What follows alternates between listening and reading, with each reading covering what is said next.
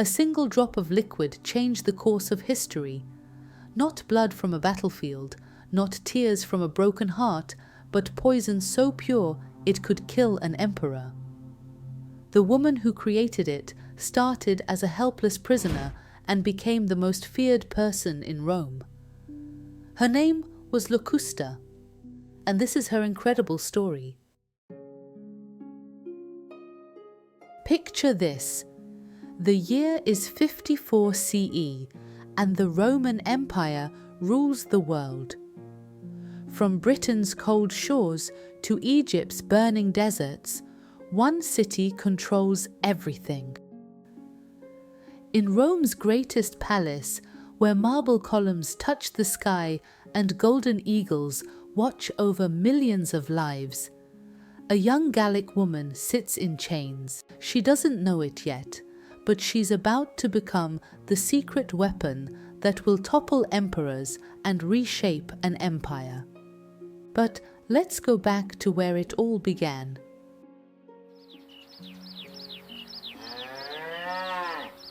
Locusta was born in a small village nestled in the green hills of what we now call France. Her people, the Gauls, had been fighting Roman armies for generations. When she was just 7 years old, something happened that would plant the seeds of her future revenge.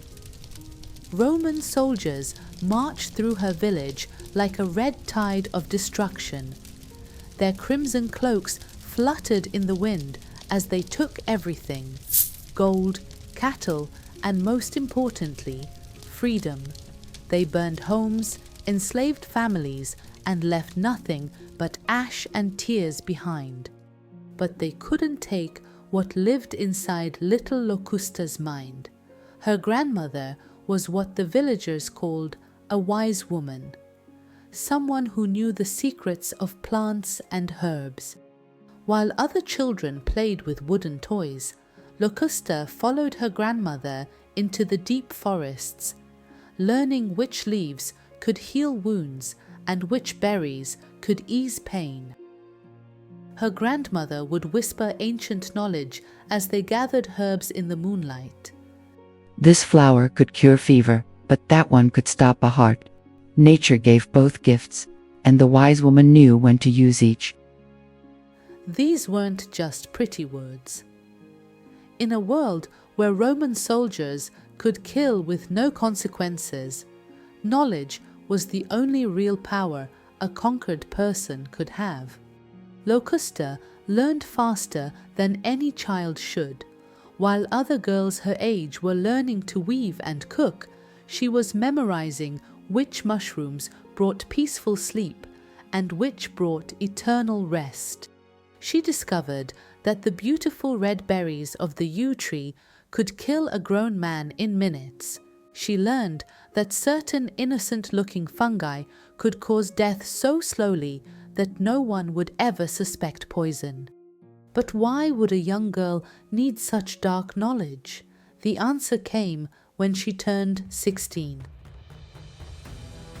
Roman tax collectors returned to her village, demanding more tribute than her family could possibly pay. Her father, a proud man who had once fought alongside the legendary Gallic leader Vercingetorix, refused to hand over their last cow, the only thing standing between his family and starvation. The Roman officer didn't hesitate. He struck down Locusta's father where he stood, killing him for the crime of trying to feed his family.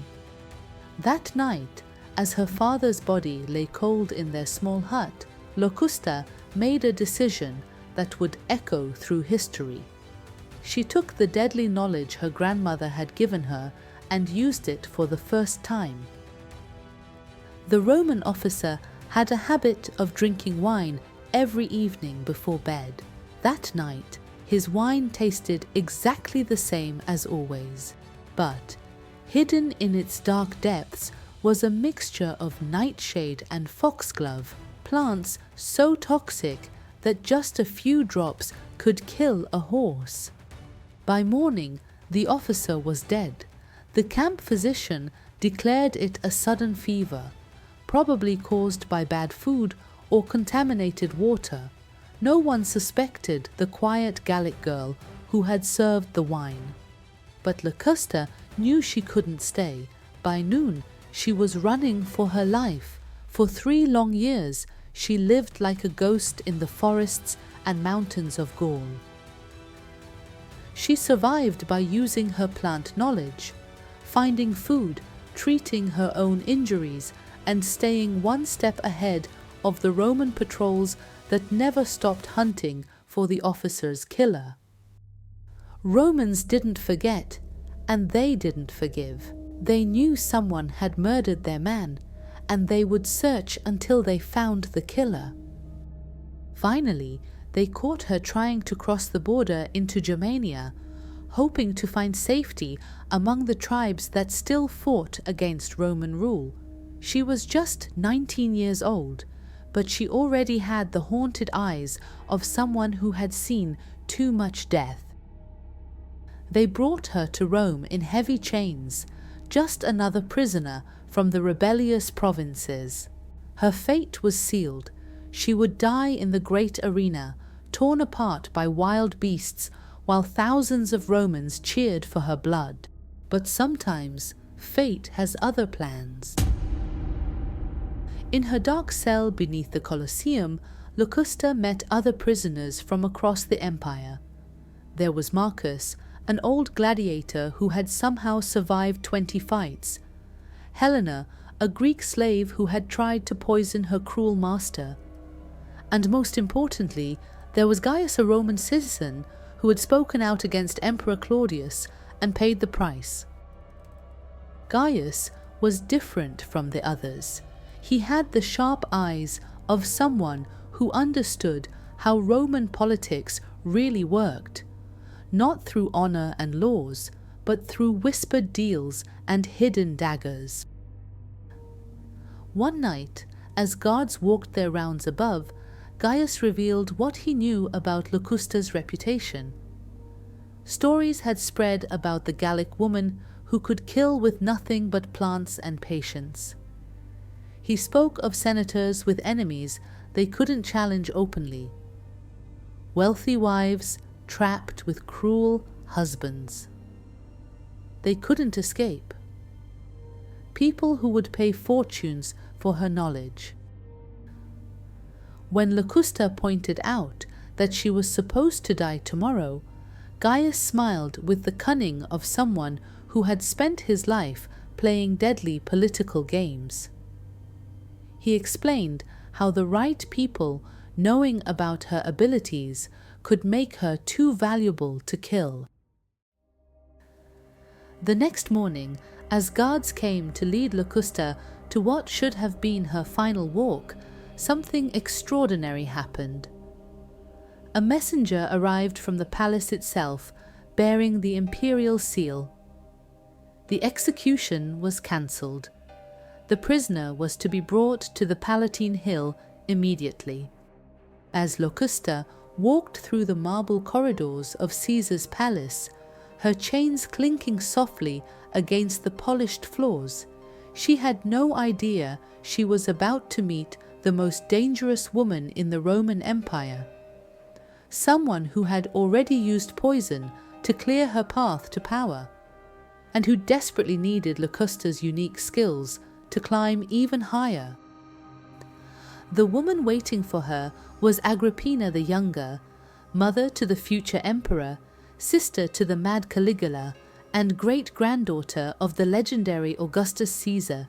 She stood by a window overlooking the forum, her expensive silk dress rustling like snake scales as she turned to examine this new prisoner.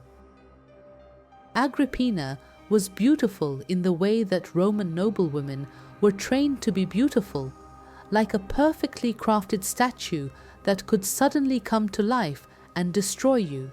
Her dark eyes missed nothing, and when they fixed on Locusta, the young Gallic woman felt as if her very soul was being weighed and measured. Agrippina knew everything about the officer's death. Not just that it had happened, but exactly how it had been done. She had been studying the art of poison for years, waiting for someone with Locusta's natural talent. She gestured for Locusta to approach the window. Below them, the great city of Rome spread out like a living map. Millions of people went about their daily lives, buying bread, conducting business, worshipping gods, falling in love, making enemies. From this height, they looked like ants. Agrippina pointed out how every person down in Rome feared something: death, poverty, losing family or power, and fear made them easy to control. Then she revealed her problem. Emperor Claudius was growing old and considering changing his will to favor his biological son Britannicus over her son Nero. This, she said coldly, couldn't be allowed. Locusta felt ice run through her veins. The empress was calmly plotting the murder of the man worshipped as a living god.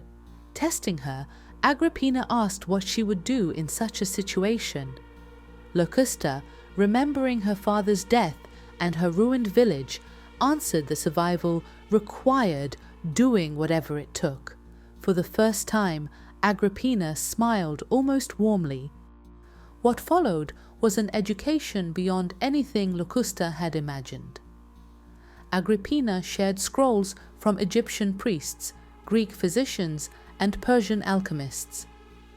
She taught that poison wasn't just about killing, it was about control, invisibility, and patience. Where men used swords for obvious power, poison worked in shadows, slipping past suspicion. Locusta absorbed everything: how to craft toxins so pure a single drop could drop an elephant, how to time symptoms to seem natural, and how to wait for the perfect moment to strike. That moment arrived sooner than expected. Claudius began listening to advisors who argued Nero was too young, and considered naming Britannicus as heir. Agrippina discovered he planned to change his will in just 6 days. Their plan was simple and ruthless. Claudius adored wild mushrooms from the northern forests, but death caps looked almost identical. The night before his feast, Locusta chose several deadly ones from the kitchen's new delivery, each capable of killing 10 men. At dinner, Claudius enjoyed his favorite dish, praised the chef, and retired feeling perfectly fine.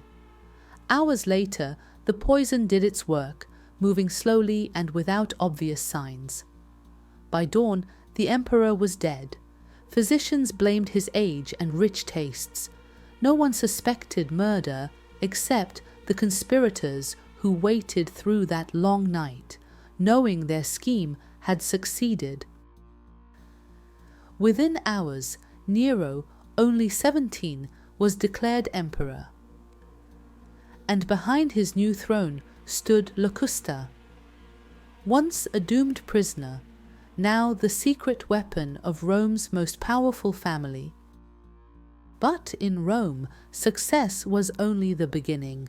The skills that made Locusta essential could just as easily make her a target. Soon, her greatest test wouldn't come from enemies outside the palace, but from within, when teacher and student would face choices that measured survival, loyalty, and the true cost of power.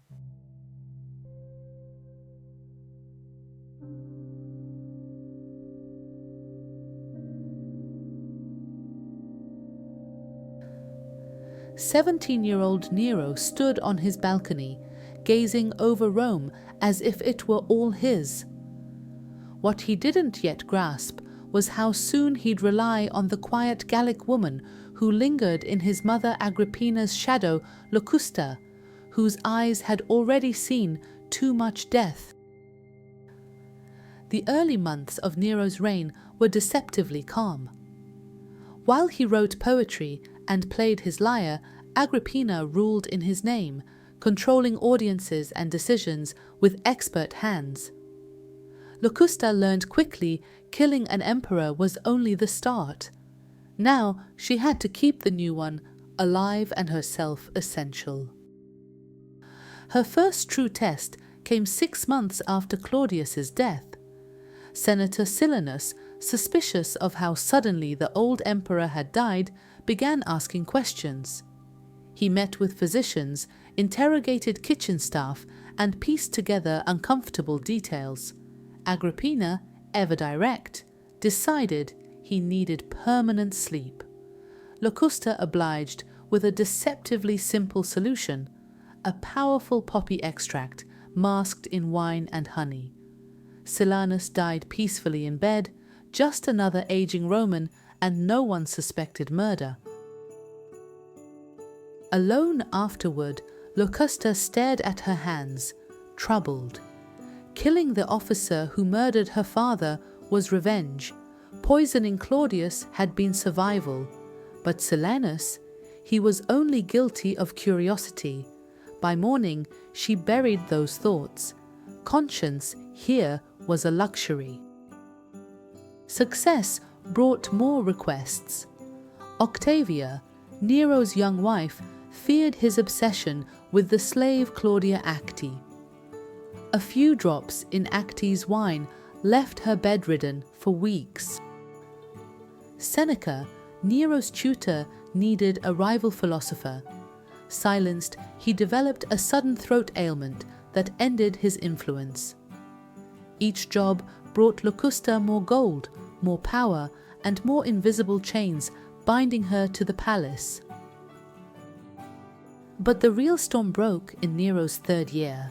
The young emperor, once content under Agrippina's control, began craving true independence, a desire fanned by Poppaea Sabina, a beautiful, ambitious woman who offered Nero freedom his mother never had. Agrippina saw the threat immediately and plotted to remove Poppaea with Locusta's poisons. This time, Locusta refused. Poppaea wasn't a meddling senator or tutor, she was Nero's love. If Poppaea died, Nero would investigate. Locusta stood her ground despite Agrippina's fury. For the first time, the empress realized her poisoner might not obey every command. Meanwhile, the palace filled with whispers. Senator Burrus, head of the Praetorian Guard, watched the mother-son tension grow, fearing it could fracture the empire. And Nero himself was changing. He began hearing rumors that his path to power had been smoothed by suspicious deaths, all tied to one name, Locusta. One spring night, during the Floralia festival, Nero summoned her privately. He was no longer the timid boy she'd once met. His eyes now carried a cruelty uniquely his own. He confessed he knew everything, Claudius, Silanus, the rest. Then came a chilling question, "Are you my mother's creature, or could you be mine?" It was no longer about staying hidden, it was about choosing sides in a looming war between mother and son. Locusta, once a helpless prisoner, now held the key to who would survive.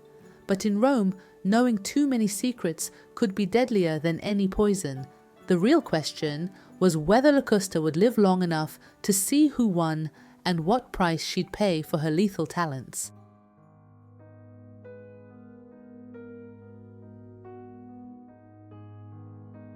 The palace became a battlefield of whispers and glances, where one wrong word could mean death.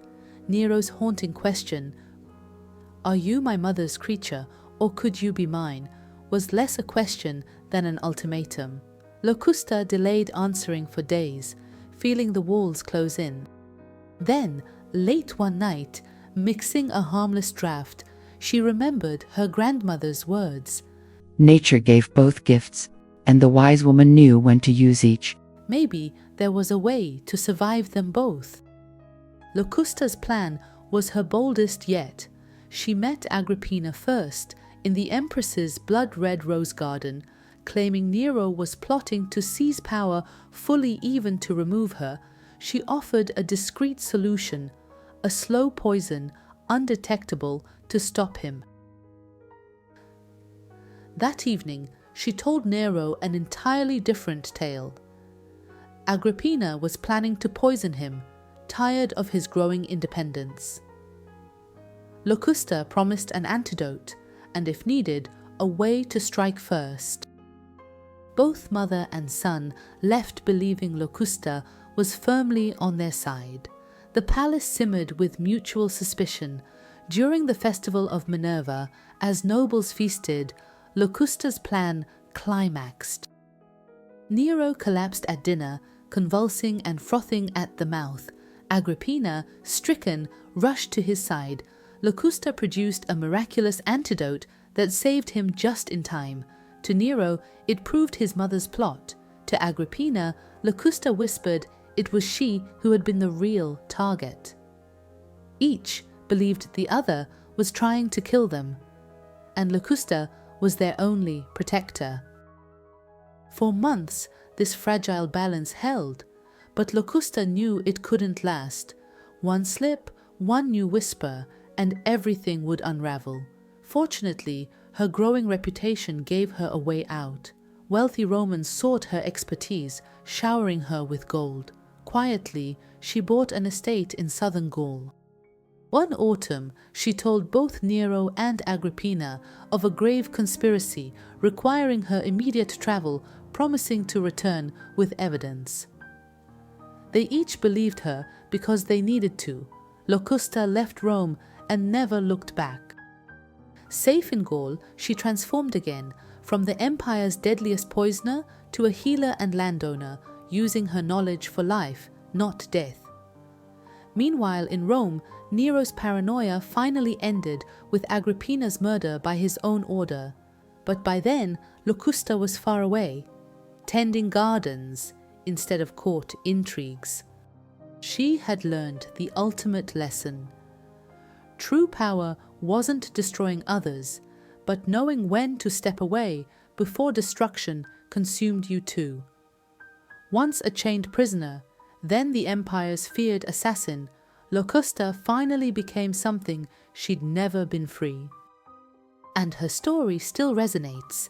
It shows that in even the most ruthless systems, intelligence and strategic courage can carve paths to survival, that real strength often isn't in conquest, but in choosing to leave the fight behind. Her journey reminds us the greatest triumph isn't over enemies, it's liberating ourselves from the need to have them at all.